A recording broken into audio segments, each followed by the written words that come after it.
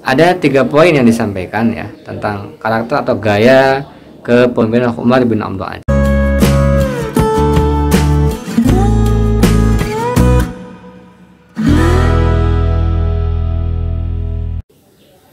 Assalamualaikum warahmatullahi wabarakatuh. Alhamdulillahirrabbilalamin. Apapun kondisinya, kita tetap semangat untuk belajar kembali, terutama dalam konteks kita pembelajaran sejarah kebudayaan Islam. Mudah-mudahan kondisi kita tetap baik, sehat walafiat, dan tetap semangat untuk belajar sejarah supaya kita bisa cerdas belajar dari sejarah. Di kesempatan ini kita akan mencoba mengulas kembali kompetensi yang harus kita miliki, yakni dalam pembelajaran materi Khalifah Umar bin Abdul Aziz. Di beberapa pertemuan sebenarnya sudah disampaikan tentang biografi awal tentang Khalifah Umar bin Abdul Aziz ya. Jadi kesempatan ini kita lebih cenderung berorientasi materinya ke dalam karakter atau gaya kepemimpinannya. Jadi secara historis, secara sejarah ya, dari aspek kronologisnya, kemudian jenis-jenis prestasinya dan seterusnya memang dibahas, tapi orientasi kita lebih cenderung kepada bagaimana karakternya, sehingga kita ya, generasi berikutnya bisa menjadi ya dalam tanda kutip Umar bin Abdul Aziz berikutnya di masa yang akan datang, di masa modern ini. Nah, dengan adanya hal itu berarti kita harus mewadahi apa yang dikenal dengan spirit sejarah, jadi semangat sejarahnya. Nah, ini tentang Khalifah Umar bin Abdul Aziz. Ada 3 poin yang disampaikan ya tentang karakter atau gaya kepemimpinan Umar bin Abdul Aziz. Yang pertama, Umar bin Abdul Aziz itu seorang pemimpin yang sangat-sangat tawadu ya, sangat-sangat rendah hati. Jadi bahkan kehidupannya yang awalnya cukup glamor ya, awalnya cukup mungkin ya serba mewah, kemudian dia tinggalkan dan dia menjadi seorang yang sangat sederhana walaupun dia seorang khalifah ya. Taruhlah kalau bahasa sekarang seorang presiden, seorang sultan dan sebagainya. Jadi dia seperti itu, dan itu spirit yang dipesankan dari sejarah kepada kita bahwa kita jadi apapun ya, jadi pemimpin sekalipun jangan meninggalkan satu sifat yang sangat dicintai oleh Allah dan Rasulnya, itu sifat tawadu, rendah hati, bukan rendah diri, tapi rendah hati. Sehingga dengan sikap rendah hati kita akan selalu menghargai orang lain, tidak mudah untuk memarahi orang lain, tidak mudah untuk membenci orang lain, tidak mudah untuk menyalahkan orang lain, tidak mudah untuk berpecah belah dan sejenisnya. Ini yang diharapkan dari spiritnya kekhalifahan Umar bin Abdul Aziz. Poin 1 itu. Poin yang kedua, Umar bin Abdul Aziz adalah seorang khalifah yang dalam tanda kutip kalau kita melihat masa kepemimpinan hanya 3 tahun, berarti bisa dikatakan yang kaya prestasi, khususnya nanti prestasi di bidang agama Islam. Coba kita cek ya literasi yang ada, literatur yang ada ya, buku-buku yang ada gitu ya, baik itu buku yang sifatnya otoritatif maupun buku-buku yang sifatnya kompilatif, sudah kompilasi, misalnya buku siswa, buku pegangan siswa. Maka kita akan mendapatkan bahwa Umar bin Abdul Aziz ya di bidang ekonominya bagus ya, perjuangannya, usahanya, di bidang politiknya juga bagus perjuangannya, nah, kemudian di bidang sosialnya juga bagus, di bidang agamanya yang tadi sampai di awal juga sangat-sangat bagus. Dan ini menjadi salah satu yang dipesankan oleh sejarah bahwa kita harus berorientasi kepada prestasi, orientasi kepada usaha, orientasi kepada perjuangan ya. Jangan mengenal pamrih. Dan itu yang diajarkan oleh Khalifah Umar bin Abdul Aziz ya.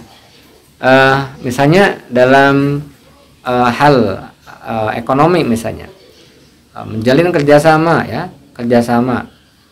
dengan pihak-pihak lain yang akan membawa kemajuan. Kemudian Umar bin Abdul Aziz juga dalam bidang ekonomi bagaimana dia memperkecil pajak ya. Jadi memang kebijakannya pro rakyat gitu ya. Jadi berorientasi bagaimana rakyat itu tidak menderita tapi bahagia dengan kepemimpinannya, kan begitu ya. Nah, kemudian di bidang politik juga bagaimana bisa menyatukan antara paham keagamaan dan juga bisa menyatukan antar agama yang berbeda, muslim dengan non muslim hidup berdampingan ya, bersama-sama membangun sebuah kejayaan negara. Dan ini sebuah spirit atau semangat yang dipesankan oleh sejarah Khalifah Umar bin Abdul Aziz. Bagaimana bisa menghargai umat muslim atau khususnya Umar bin Abdul Aziz kepada non muslim misalnya. Ya, bagaimana tentang jizyahnya kemudian dikurangi dan seterusnya ya. Nah, kemudian poin yang ketiga yang akan lebih panjang lagi pembahasannya tentu adalah bagaimana Khalifah Umar bin Abdul Aziz punya prestasi di bidang agama. Prestasi di bidang agama ya. Jadi prestasi di bidang agama itu salah satunya yang paling dominan adalah bagaimana Khalifah Umar bin Abdul Aziz itu bisa di dalam masa kepemimpinannya mengkreasi punya ide besar bagaimana hadis itu bisa dikodifikasi, bisa dikumpulkan menjadi sebuah kumpulan hadis yang sistematis. Nah, dan Khalifah Umar bin Abdul Aziz mempercayakan hal ini kepada siapa? Kepada Ibnu Syihab Az-Zuhri. Ini ulama yang oleh Umar bin Abdul Aziz diberikan amanah besar untuk bisa mengkodifikasi hadis. Ya, walaupun nanti pada akhirnya setelah terkodifikasi hadis tersebut, maka Umar bin Abdul Aziz pun ya akhirnya tidak bisa menikmati hasilnya karena memang keburu wafat ya. Tapi walaupun begitu, ini sebuah ide besar dari sang Khalifah Umar bin Abdul Aziz. Maka banyak istilah-istilah yang disematkan kepada beliau. Ada disebut dengan Umar bin Abdul Aziz, disebut dengan Umar kedua gitu kan. Ada yang disebut dengan Khulafaur Rasyidin kelima gitu. Ini adalah kalimat-kalimat atau predikat-predikat gitu kan, atau label-label positif yang disampaikan oleh para sejarawan kepada Khalifah Umar bin Abdul Aziz. Karena memang dinasti Umayyah atau Daulah Umayyah ya salah satu yang menunjang kesejahteraan dan puncak kemajuannya tentu pada masa Khalifah Umar bin Abdul Aziz. Terutama kalau kita melihat kesejahteraan daripada rakyat atau masyarakatnya. Ini yang jadi catatannya.